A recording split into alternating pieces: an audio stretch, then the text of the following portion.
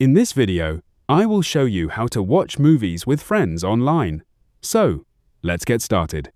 First, open your web browser and search for 27.xyz. Open the official website, and once the page loads, log in to your account. If you don't have an account, click on Get Started and sign up using your Google account, Facebook account, or email. After logging in, you'll be taken to the main dashboard. From here, click on Create Watch Party. Give your watch party a name and select Just Me. You'll then enter the watch party room, where you'll have control over the room settings.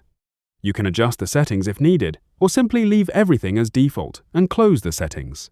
Now, you'll see different platform options, including YouTube, Netflix, Hulu, Disney+, Amazon, and more.